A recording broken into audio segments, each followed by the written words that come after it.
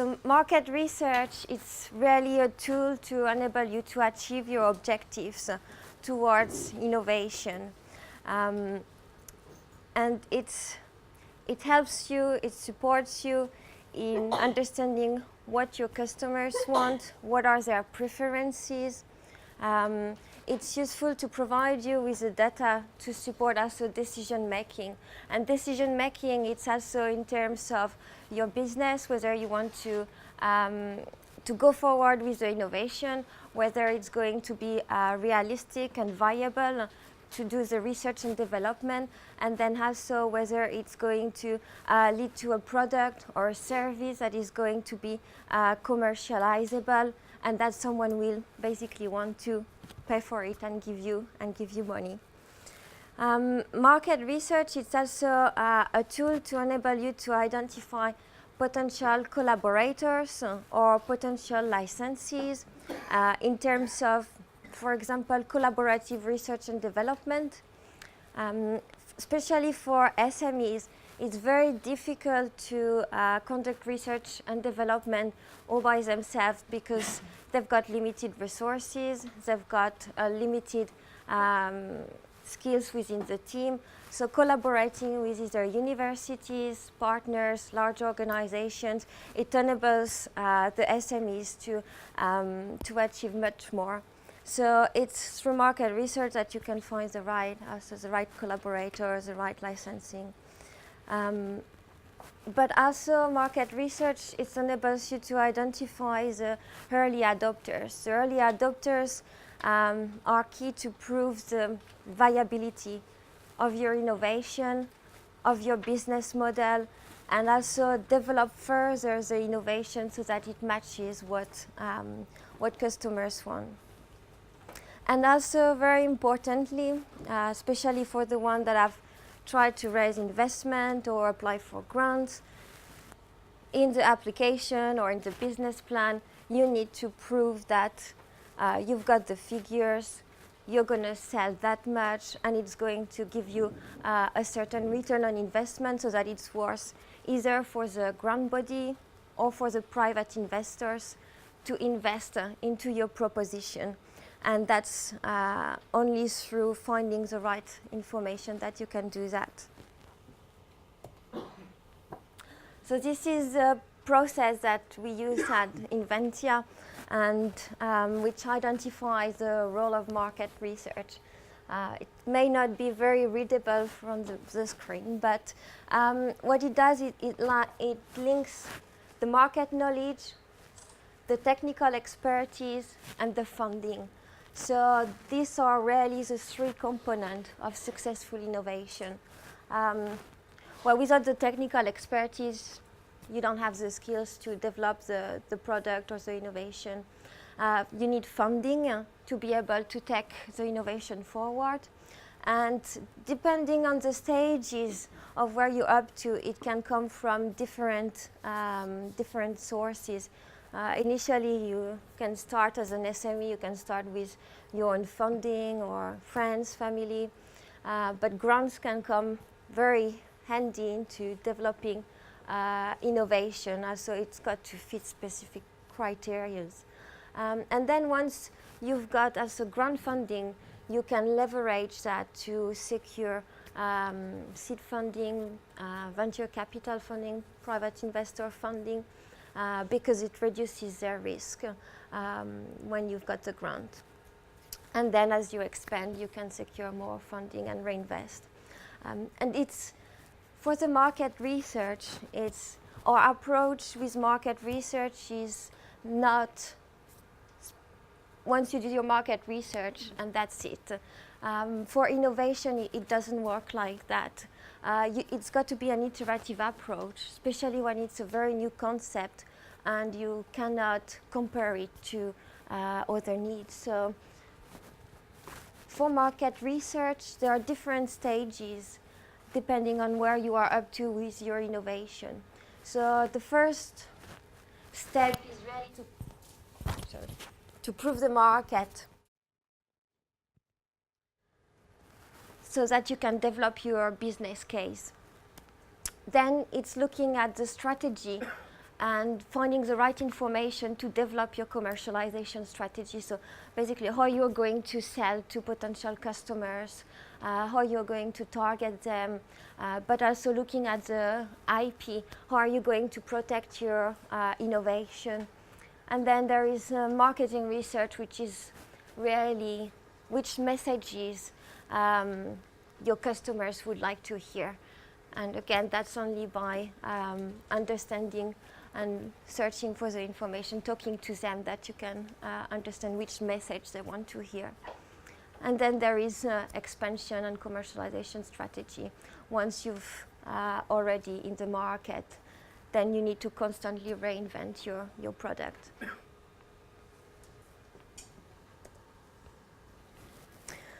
So market research for innovation is different than if you've got a normal product or something that is quite commonly available.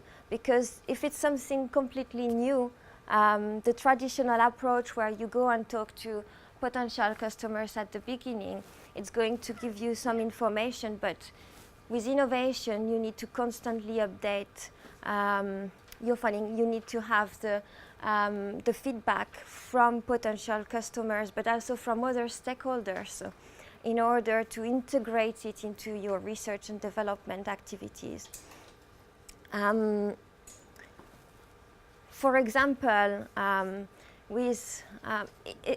very often, if you start with market research, it's already a good start, because a lot of the companies we meet that actually don't do market research. They think that they already know the market, they've talked to a few people, and they think that they know what they want, and that it's going to be successful. But then, unfortunately, it doesn't always work like that. And it can often lead to some costly redevelopment. For example, we've been working with an organization that approached us at the end, once they've done the research and development. So they realized they needed the market research because they wanted investment. So we started talking to potential customers, and we arranged some face-to-face meeting with, it was in the airline industry, so with airline companies. And talking to the airline companies, they realized that what they've developed did not match what the airlines wanted. So what they had to do is reassess what they've done and redevelop so that it can match what the airline companies wanted. So by ignoring the customers up front, then it can lead you to further research and developments, which can be quite costly. So with innovation, the best way to approach the market research and the understanding of what are the latent needs from the market is working collaboratively for mutual gain. Because by working collaboratively, you've got the feedback and the input from everyone, from stakeholders, and it's interactive, so you can always come back to them and discuss and progress, while including also the broader range of stakeholders. So for innovation, you really have to have your customers that become co-creators, rather than just even providing you with ideas or expecting everything from them. It's really, you need to be a team for developing the product.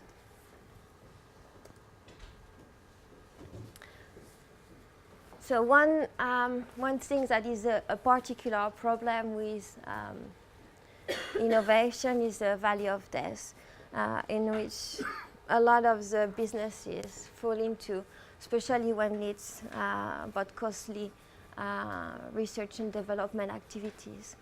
So one way to help with the valley of death is to and that's what we do at Inventia, is through these collaborative approaches, including the customers and the stakeholders from the early stage, so that what really stops the innovation to be commercialized is the fact that there are no customers that want to take on board the innovation because it's too risky for them.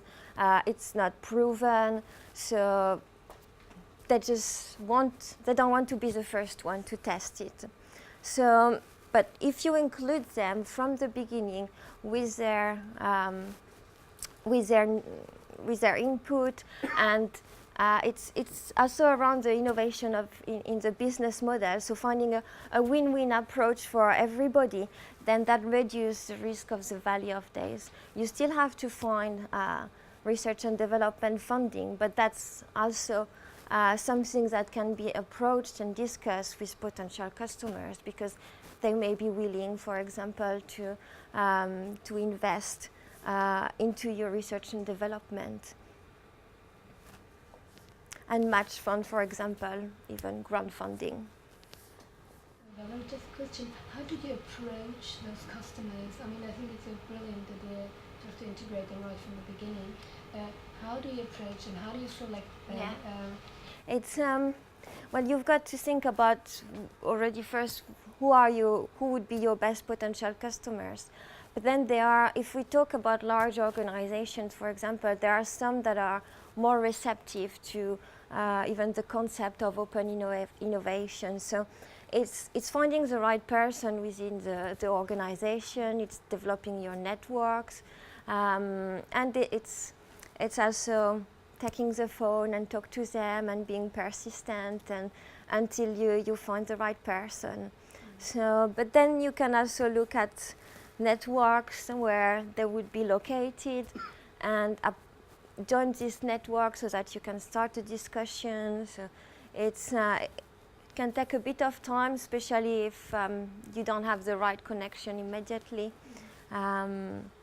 But that's also where Inventia comes in, for example, because we already have some connections with different potential customers, so we can use these connections to help.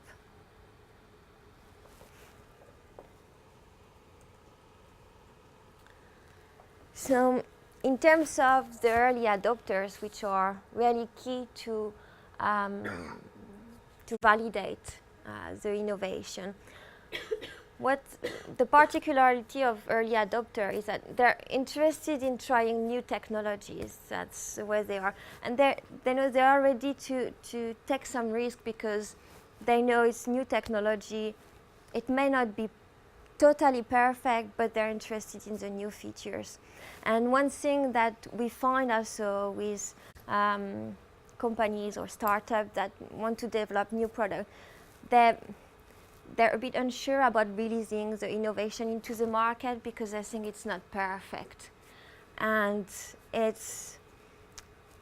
sometimes it's not the right approach because your innovation, it's never going to be perfect. So you've got to take this step and go into the market, work with your customers, give them some incentives to try your product, and understand that it's never going to be perfect, but only you've got to start generating revenue at some point. So you've got to go into the market and try it, because otherwise you can spend so much time trying to develop the perfect product, and in the end you don't commercialize anything. The early adopters also, they can provide some valuable feedback into how the innovation is used, what they do with it, and they may come up with new ways that you haven't thought about it. So having this constant interaction is really useful.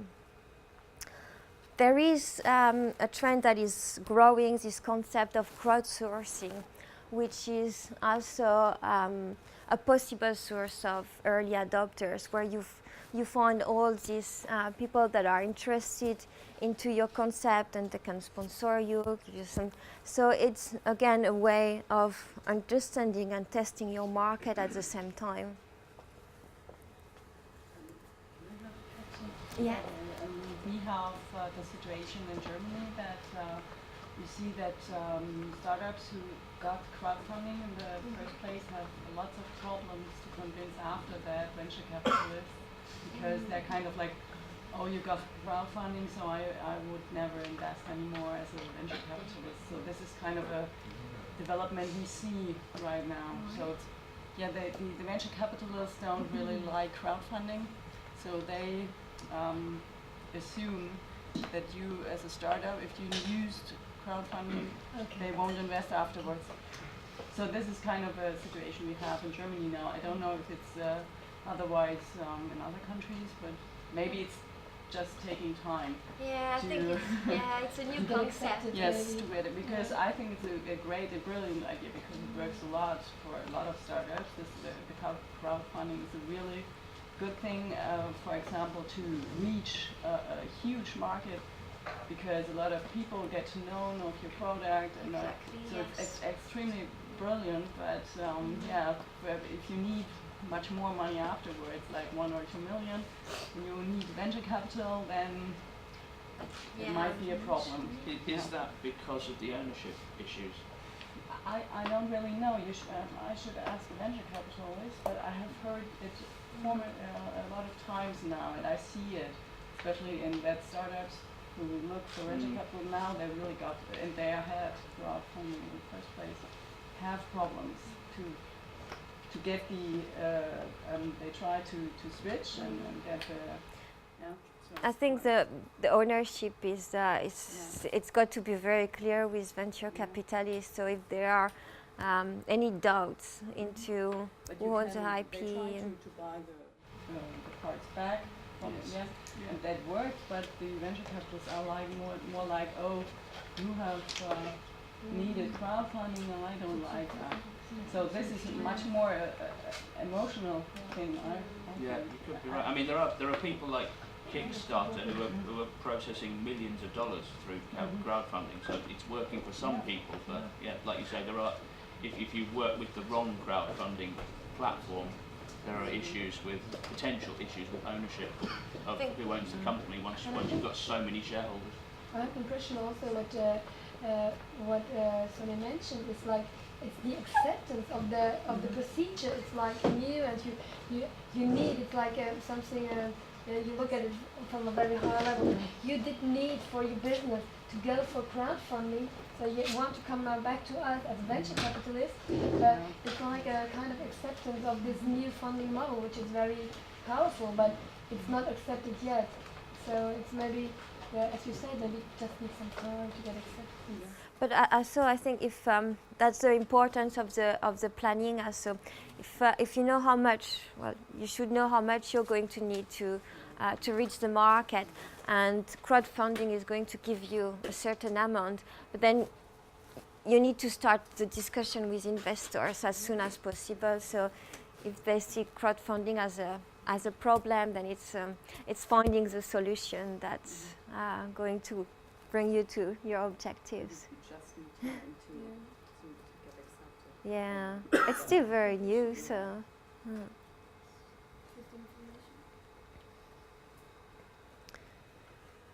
So then, what's important when you're an SME or even a larger organization, you've got limited resources, so you cannot target every market with everything. So, which is often a mistake that some companies, when they develop something, they think it's going to be suitable for so many people, so many types of organization, and they want to target everything at once. But it's better to concentrate on one need, one segment, so that you can prove your model, your concept, and then you can target the remaining other markets. So the question then is, how do you prioritize your markets and your opportunities? And that depends on outside factors like the value of the opportunity, the trends in the market, the competitors also, how competitive the market is, but also on internal factors with where are your strengths, where can you best compete in the market, and also how much it's going to cost you to enter the market, because some markets, for example, which are highly regulated, like the healthcare market, are much more difficult to enter than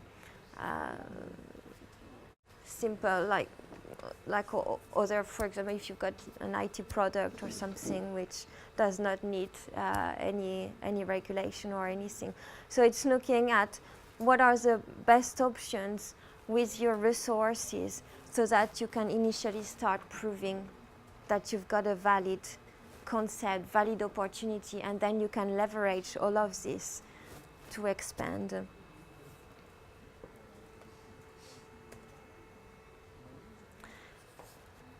So prioritizing market, but then for SMEs, if you want to target investors, obtain investment, apply for grant funding, or even before you start your research and development, you should understand, you should really create your business case so that you can make sure you've got a viable proposition. So which information is needed to create a business case? So when you do your market research, you need to understand the market size, because that's what's going to help you understand the sales potential, so the revenue that you can generate from your opportunity. You need to study your competitors also, because you can learn a lot from potential competitors. You can learn how they operate, what are their distribution channels, how they conduct their research and development, what are their margins, how profitable is the product. So looking at the practices in the industry is very, very important.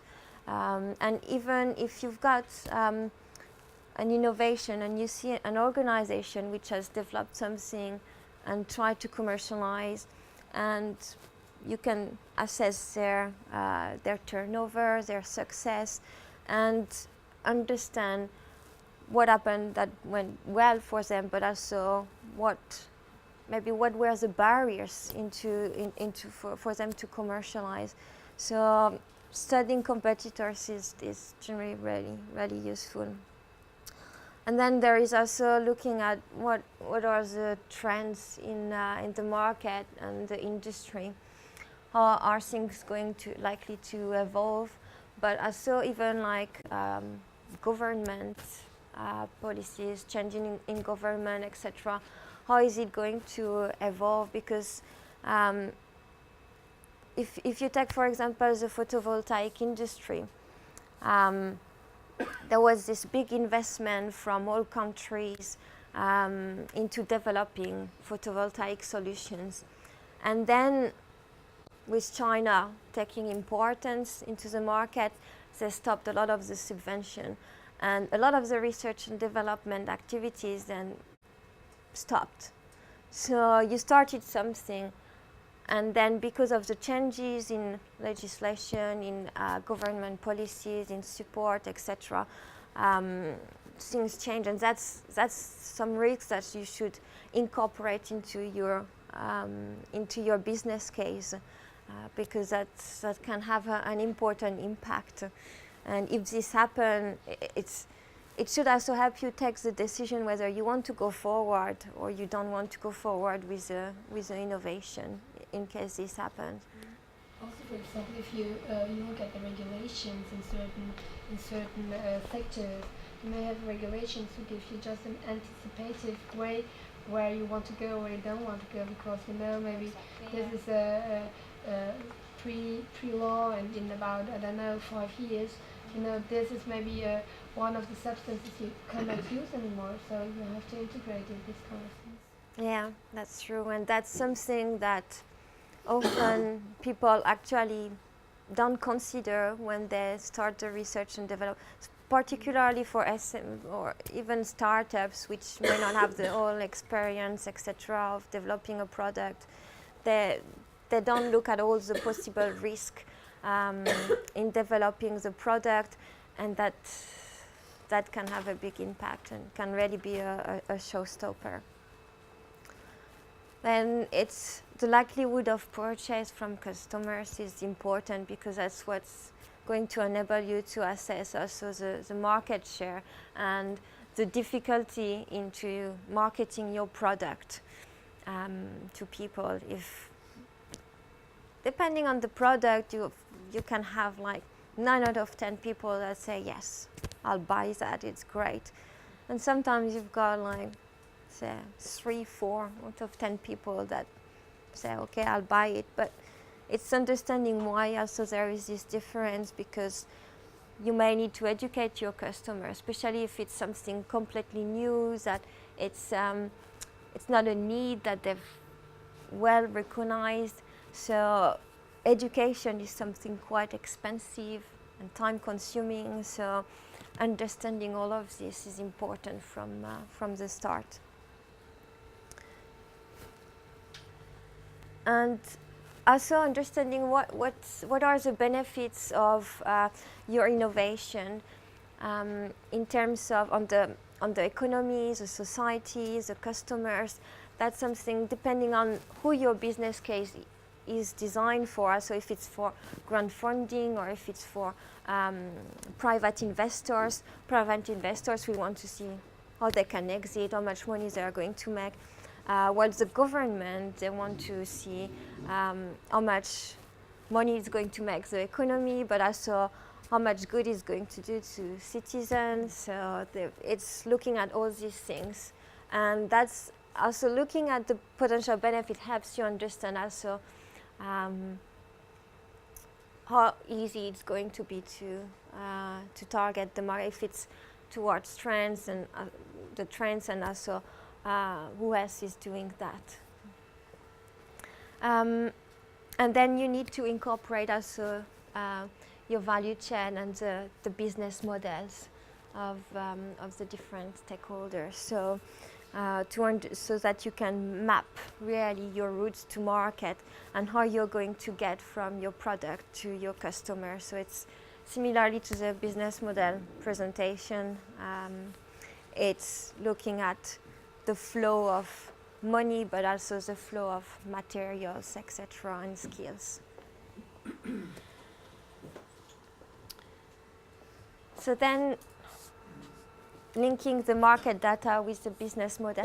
Starting with your business model is good to make sure you've got all the information you need for your market research. At Inventia, we use a lot the business model canvas. Some of you may be familiar with it, yeah. So it's a good way to making sure that everything is there, and it guides you also into the information that you need to look for, the information you already have, and the information that you need to test, and the information that you need to look for.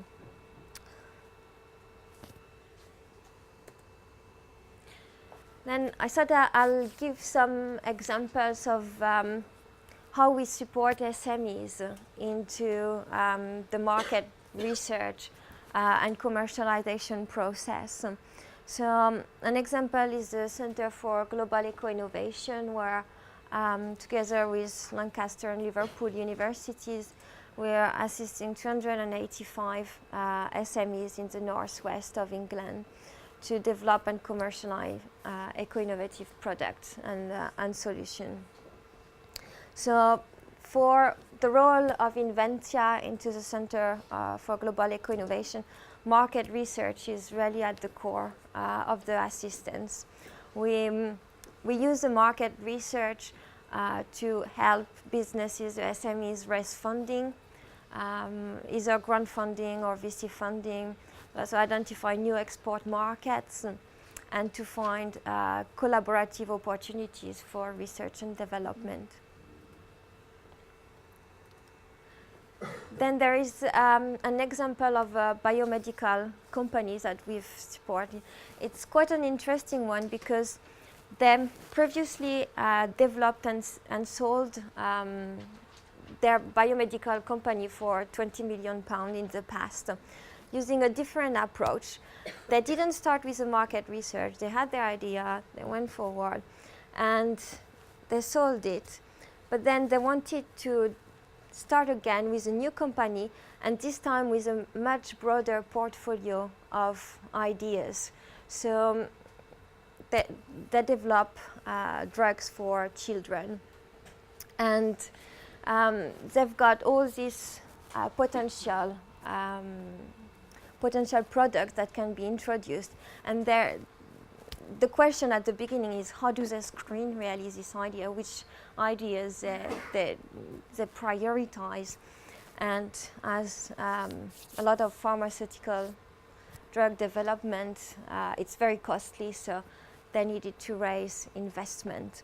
So what we did for them is we conducted market research from the beginning, and then went through the process of talking to clinicians, stakeholders, etc., and developed all the evidence, not only for developing their business case, but looking at all the plans they needed to submit to the regulatory authorities. So one of the comments they said is that before, with the first company, it was okay to have a good idea and a good management team.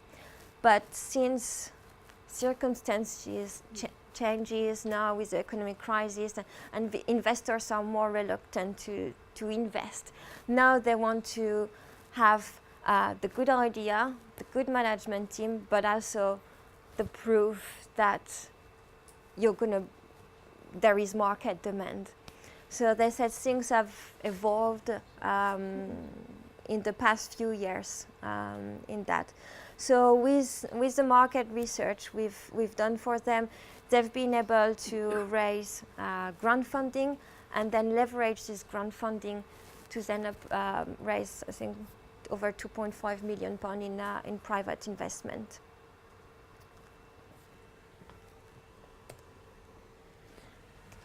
Then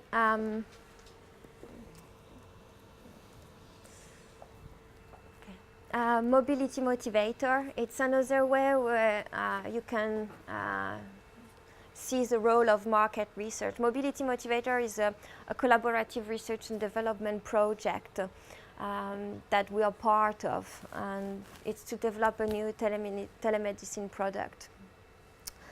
And this collaborative R&D project, they enable you to collaborate with the whole supply chain and understand the needs and the value creation from the beginning. So by exchanging ideas with potential end users, but also the other stakeholders. And one thing that we've seen also with collaborative research and development project is there are still quite a lot of them that are conducted and then it's not commercialized. And some of the reason why it's not commercialized, it's because generally the market research is done at the end as a deliverable, while it should be done from the beginning so that you can take the feedback from customers and users from the beginning and then iteratively, so that at the end you've got something that is going to be needed by end users. A question related to this. I just wondered, do you integrate in this particular project the end users from different countries? I mean, yeah, we do, yes. It is just, it's not only England? It's no, it's France, Germany, Switzerland, UK. It's interesting because, I mean, the system, the health system is different. It is, and yeah. the needs of the customer might be different. It is, exactly, yes. Okay, then it's a complex project. Yeah, but that's why it's important to introduce end users from the beginning and from different countries, because especially this one is around also assisted living. And I think, yeah, I mean, it's really complex because, I mean, you have different systems and you have maybe also different cultural reflex in how to use interfaces. So to integrate all this into a common Yeah. is tricky. And different reimbursement policies, also different purchasers. So it's taking all of this into account when you do the research and development, making sure everything is addressed and considered, and it's ongoing rather than at the end.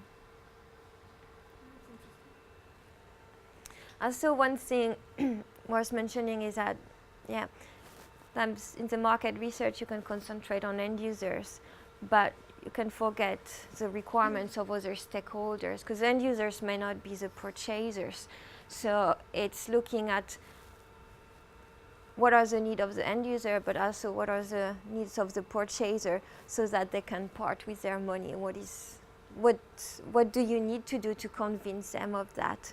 And that's something that needs to be considered. Then I wanted to mention the innovation panel, which we've introduced to help really with incorporating and integrating, collaborating with customers and stakeholders from the beginning of the project for the market research. So Scritchen is not perfect, but basically it's a network of individuals and decision makers, so also different industries, mainly for the moment on the ones we concentrate, so healthcare, environment, manufacturing.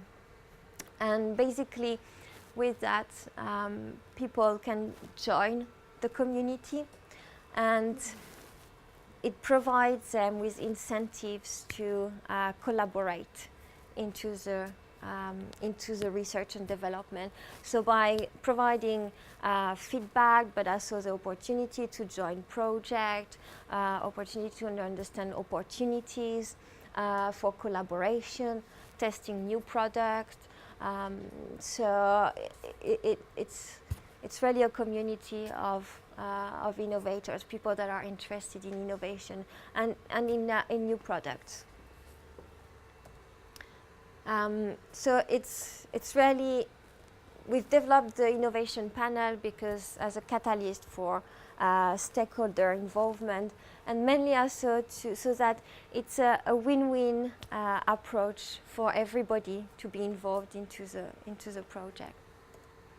So if anybody wants to register or have a look, it's innovationpanel.com. And just about Inventia to finalize, we're a company based in Daresbury in the UK, and we specialize now in the commercialization of science, technology and engineering. We're founded in 2006, and since then we've grown from being just myself and my husband to 15 full-time employees, and we've delivered so far over 7 ERDF projects to support SMEs across industries. Are there any questions?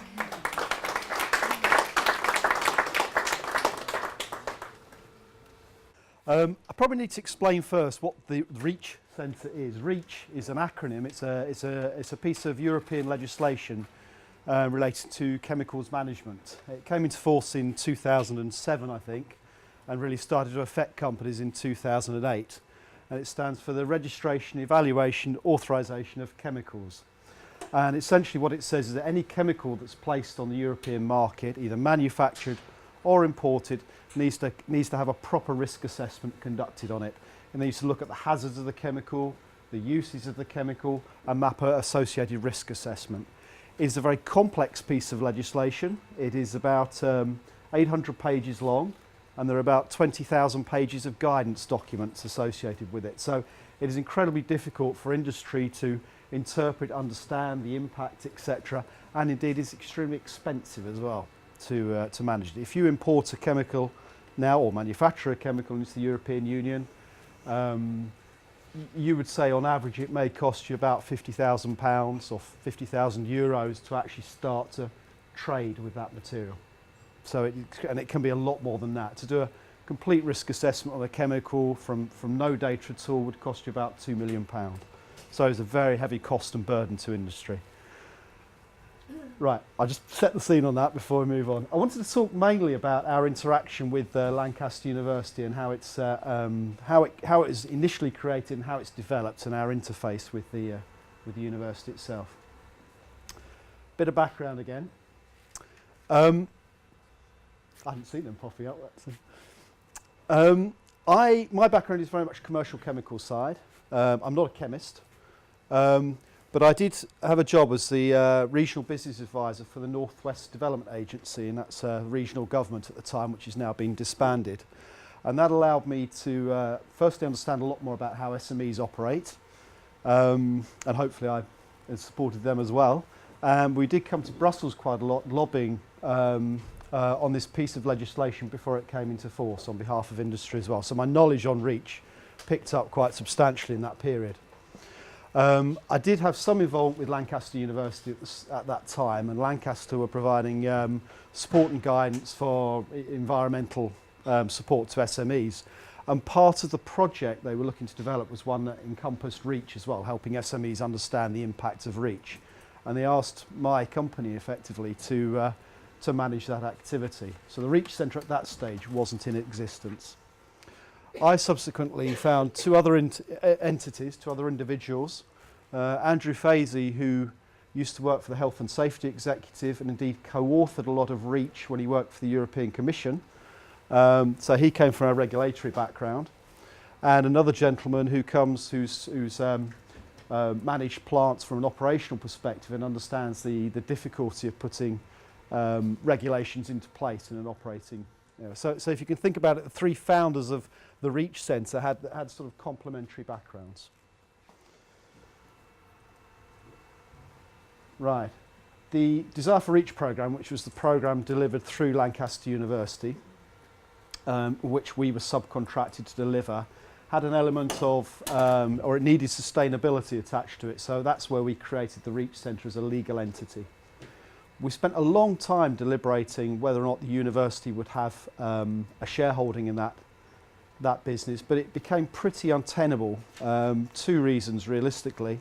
First of all was the potential conflict of interest with individuals maybe in the university having a shareholding, and the university itself having a shareholding. There's a problem there because what we do holds a great deal of liability. And I don't think the university was very keen to accept the kind of liability that we were envisaging, and indeed have within the business now. Anyway, that project itself ran very smoothly, supported, I remember, about 100 to 200 SMEs from recollection. Following on from that programme, we were aware that although we'd helped SMEs, we hadn't helped larger organisations, and there was a continued issue around REACH and how it was going to impact industry. So we worked then with the North West Development Agency that provided funding in collaboration with Chemicals Northwest as a regional cluster organisation. So we worked with them in terms of, again, developing an integrated programme across the region to help industry. So all well and good, and this is, before we've really kicked off. This is about 2008, all this activity was happening.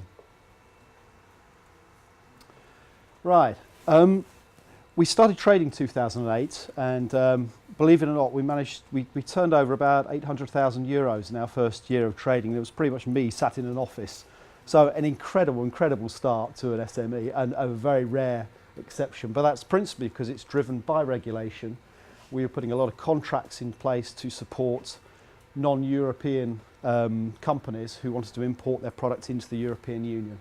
So I must say, in terms of cash position and needing loans or borrowing money or capital investment, we just didn't need any of it at all. We were very, very cash rich, which is probably pretty much an exception to the rule. However, what we didn't have is any infrastructure, and that's where we jumped into the university area. So Infolab is their sort of ICT faculty in the university.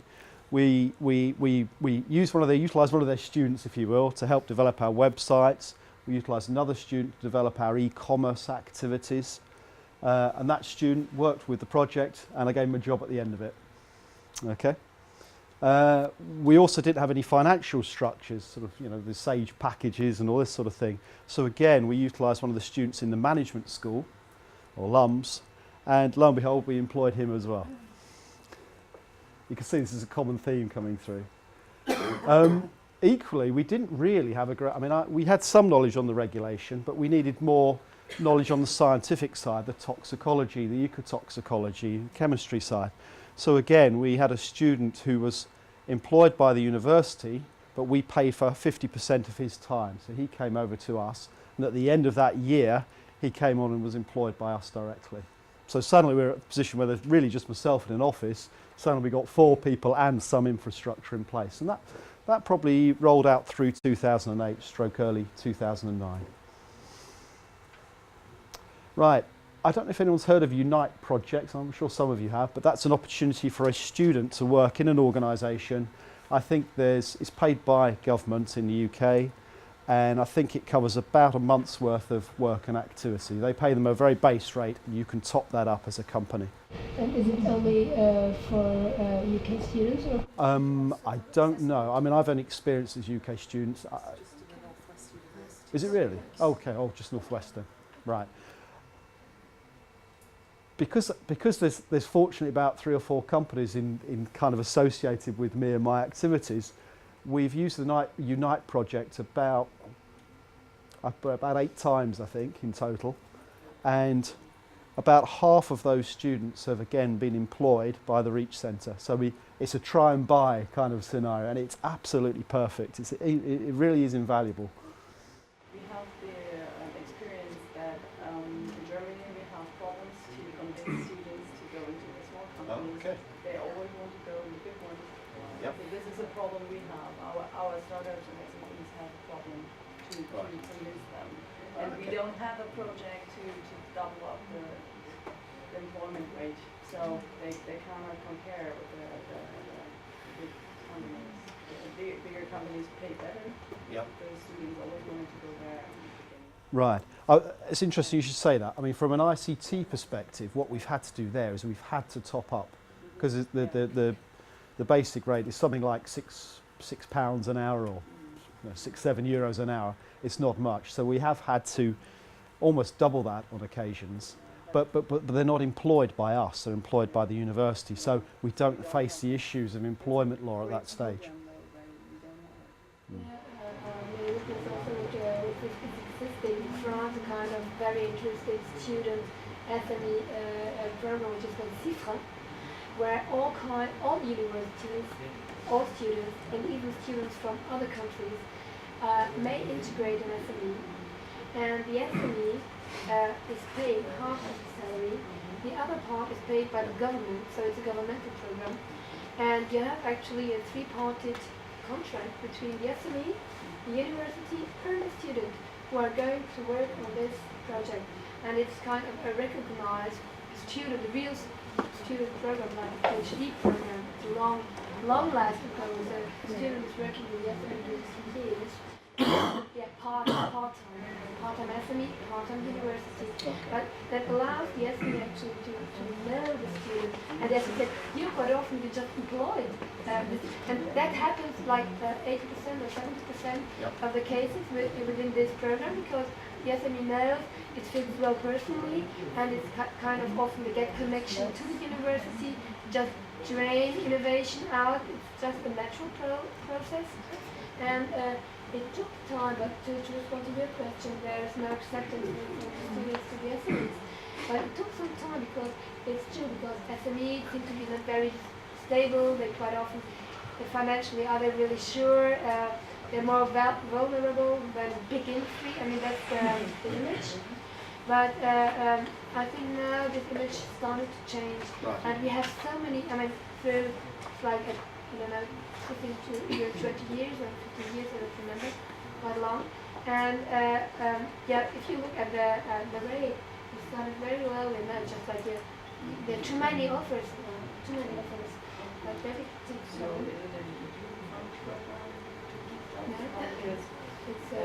It's governmental I think another interesting point is I've had to sell the Reach Centre to them as students because of that very reason. We're not a big company, we're not a well-known company, so I have to sell our business and the advantages and the opportunities. We really see, we try to help them to sell themselves, the SMEs, but there's really less students,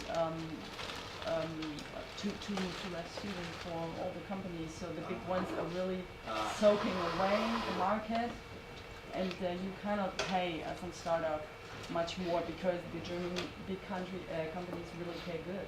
Sonia, So- we have an identical Yeah. system to that which Doris just explained, called a knowledge transfer partnership. So a recent graduate in science or technology or engineering is technically employed by the university, but embedded within the company, and the company can top up the salary if they wish. And the way that we sell it to the graduate is they have to work on a clearly defined technical project for the duration of the placement. And so if they went into Siemens, they'd be doing a wide range of tasks. Some of them may be quite menial or meaningless. Whereas if they go into the Reach Centre or a 20-man manufacturing organisation, they work on a targeted technical problem. So for a graduate, it's very attractive. But it's ending up all with money, I guess. So you have to put the salary up, and somebody has to pay. I think so, Someone- but also if you can demonstrate to a interesting subsequent project. employer that you've spent 3 years working on a real-world Okay. technical project, then it's a springboard for your career. I think that's a very interesting. Yeah. That's an interesting point, and sort of network sales opportunity, if you like, because the experience of working within a small SME may actually be of great value in Yeah. a larger corporation that's Absolutely. trying to inculcate a more innovative culture. environment. Yeah. Yeah. Can I say, I think that with just going back to the Unite project, this is students coming out of the Northwest universities, but if there were offers that were known and coming forward from European SMEs and those students were from those localities, there's no reason that that student probably couldn't have a placement in their hometown if they were from Germany or they were from another place. The point is about the benefit to the student and that they're coming from one of the Northwest universities. So it's a matter of making the link. I mean, I know this project, so maybe we can ask the question whether we can internationalise some of their placements just by them being aware of opportunities. Now, all the opportunities won't be taken up because of the match, because maybe predominantly most of the students would be looking for, a more localised employment location to not add to the costs of going to work at that place. But maybe there's something in that. I could I ask think the question. we have both levels actually. We have a CIFRA, so that's the program I talked about, and CIFRA International, so which means that the SME can take up students on the international level, but really international from everywhere in the world. And I think it's open very much actually to new markets. And you were talking before in the talk from Valerie. She said, okay, student placement, they may also open to new markets. And I think that's what it is about, because so with a connection you have in a laboratory, which is not in your own country, you have a connection to another network, and you have the connection to new market, and you can also integrate maybe different visions and different environment because they have different references. And I think it might be really interesting because the quality of the students today, I mean, they're really good in general. I mean, in Europe or somewhere else, if you check your student, yeah. I have three types of student that come to me. All right. Some are just appalling. Okay. Some are just truly superb, and they're immediately employable. And others are just unique. That's the way I define it. They give me something I'd never ever thought of in a million years and never would do. And I thought, crack, that's a really interesting idea. And it's great, but they're maybe not necessarily employable. They've given me some insight into something I never really appreciated. And that's great, you know, it's added value. But everyone learns from the process. But that's exactly what it is about. If you have contact with students, it's just new ideas. It's like new visions. They're full of energy and they're a little bit out of the box. They're not totally formatted. Some of them, some yes. But I think that's all about it, and that's a real interest, I think, for business. I think just want to raise another thing as well. On the student projects, we do quite a few through MSc dissertations. That's a good area for us. So 2 examples. One is one of the dissertation works was with B&Q as a big DIY entity. So essentially B&Q had come to us and say, can you do some work looking at the exposure of chemicals in a household environment? It's not really our area of expertise, but we passed it straight on to the student dissertation. We obviously vetted it, made sure it was working very well, but we actually charged for that work. Bit naughty, I don't know, maybe it's a bit naughty, maybe it's not, I don't know, but we did charge for it. And the student was superb, and we got paid for the work as well. The student was free, and the student is now employed with us. So a brilliant scenario. Another MSc project we did was with he was a PhD chemist already, and he had a change of a career path. So he did an environmental MSc, but he was looking at a process called authorization, which is a complex part of REACH, where substances are more hazardous. They're going to come off the marketplace, but if you, by special exception, you can try and get them approved through this authorization process. So he did a great deal of work in collaboration with BAE Systems. Obviously they do military defence applications and what have you, so they have specialist, unique reasons for wanting chemicals to remain on the marketplace. And again, that was just a fabulous piece of work. And he now really focuses his attention in our business in that area.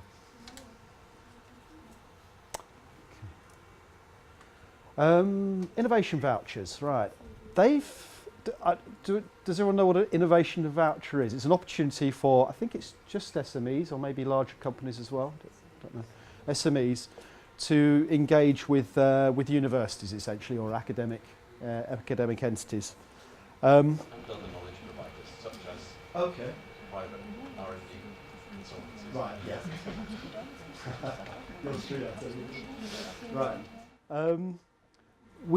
We've not been able to utilise Lancaster University because we're already working with them, so it's enabled us, which I think has actually worked really well, because it's enabled us to go out and have a look at other organisations. So, for example, we started a project with Liverpool University, and that's progressed and developed, and we have a very good commercial interface with them now.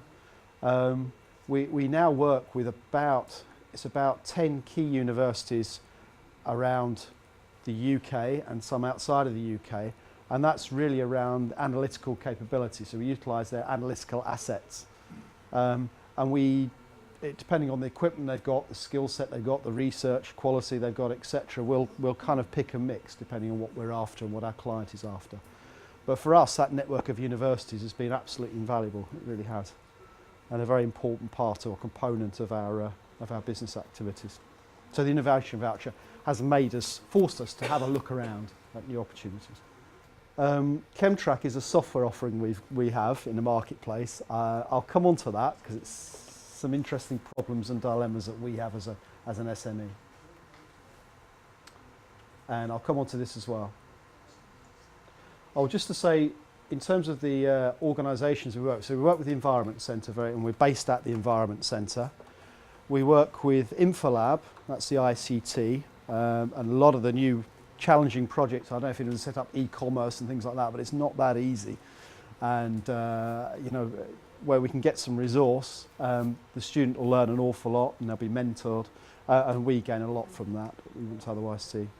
The management school, I've been on what's called a lead programme.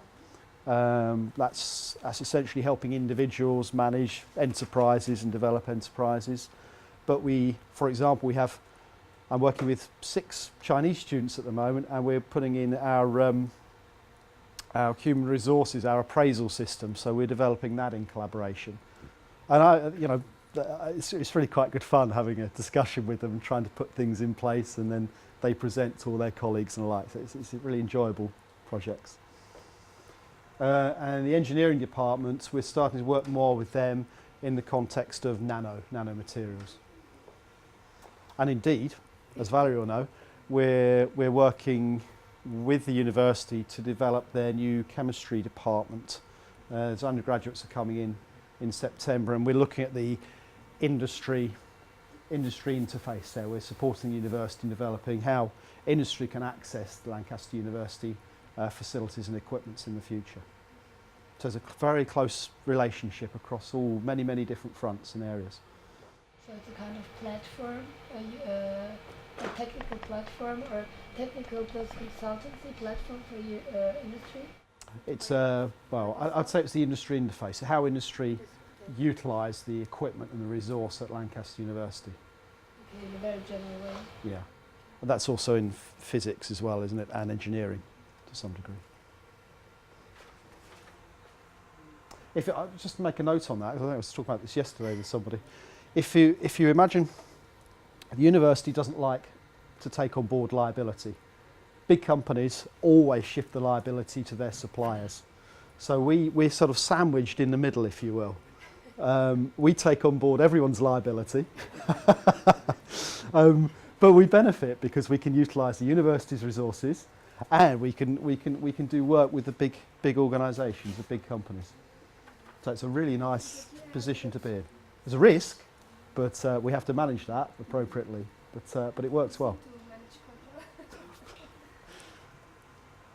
Okay, here's our, well, it's fairly old, this picture, but here's our team. I'm just going to go through these quickly, obviously myself. Sandra was a research student in LEC. John used to work for Children Challenging Industry, used to work for the Chemical Industries Association. PhD in LEC. He did an MSc in LEC, PhD in LEC.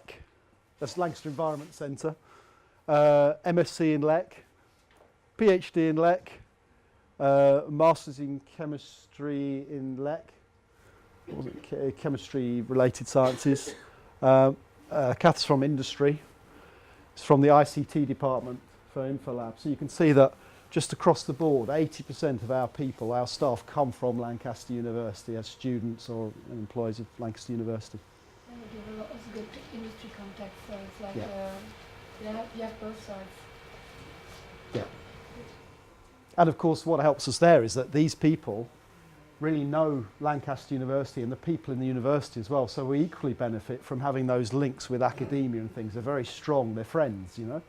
Concept of REACH is a sort of you design the chemical, you make it, you apply it, and it's the environmental, human environmental risk. So it goes right through the supply chain from chemical manufacturer right through to retailer and consumer. It has a big impact all the way through. Okay, I'd just say now our turnover at the moment is about 1.2 million euros, around about that figure. We supply about 25 countries to date. About 80% of our work is export. And when I say export, I mean non-EU. So it is very much sort of Asia, North America. So I'll just sweep over this very quickly. We've got 4 core themes. One is regulatory services. That's where the liability sits. We don't want to just do REACH because REACH has a finite lifetime.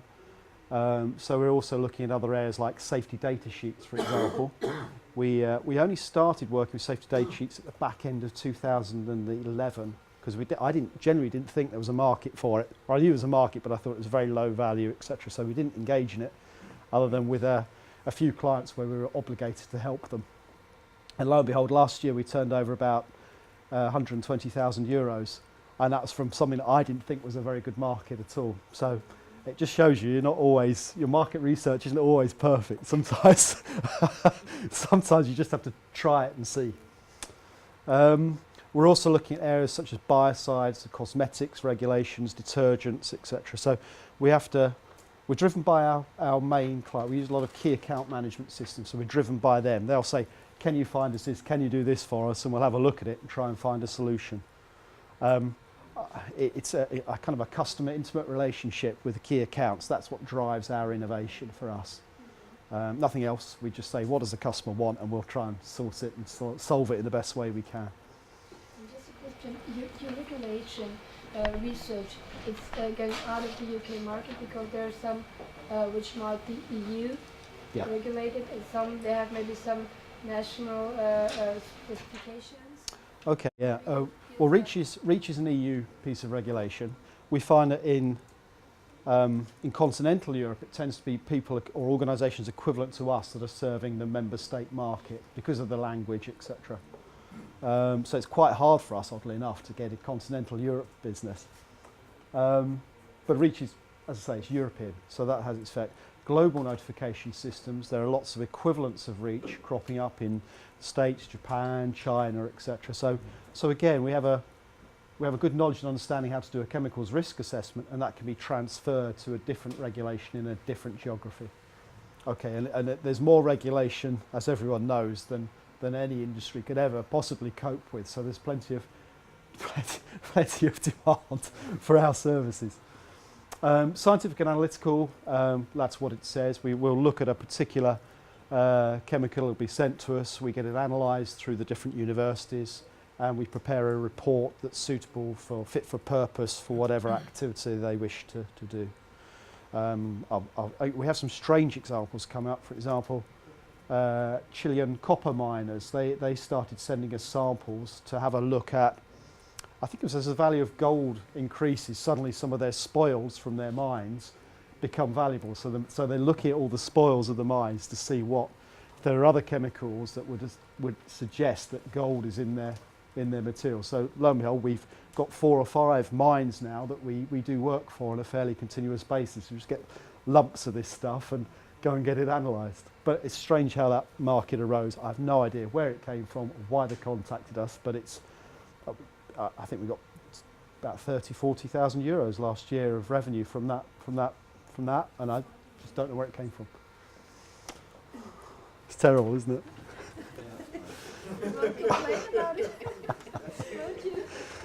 it? Chemicals management. This really looks at, as I mentioned, REACH has an impact right through the supply chain. So we also look at, we do work with the retailers as well. So we help them develop their chemicals policy, which is important for their brand management, and then we'll underpin that with some sort of chemicals management systems as well. So we develop those and provide the support and tools, etc., to help them there. On training, we're probably, there's 2 major training providers in the UK, and we're one of them. The other one was associated with the Chemicals Industries Association. So it's training on a whole variety of the activities we do. It's mainly UK based, but for example, 2 of our guys are in Estonia next week training on the Biocides Directive. So again, we have some funny, and again, I don't quite know where Estonia came out of, just appeared from the ether somewhere.